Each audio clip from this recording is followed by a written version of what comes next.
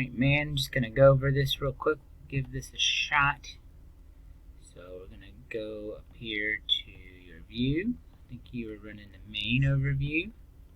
So to get this going, we will go to gauge. So first of all, we'll pull up our inputs. These should match what your ECU has, but double check it. So channel 0 fuel pressure, channel 1 oil pressure. So I'm gonna right click this, go to analog, ADC channel 0, right click it, because yours won't say that. We'll modify descriptor, so type in fuel pressure, say refresh it, boop.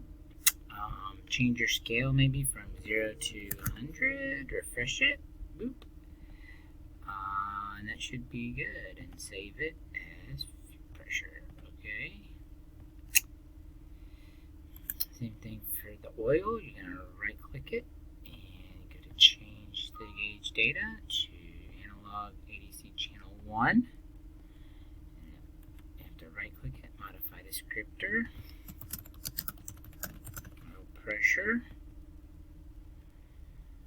and you should be able to save it.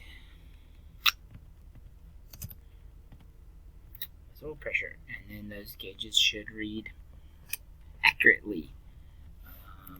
Obviously you're going to want to confirm your oil pressure and fuel pressure within spec. I think we had it at engine off key on was 50, and then oil pressure cold was like 80. So you know, any map you're working off of on the view should be able to make that work. So just go to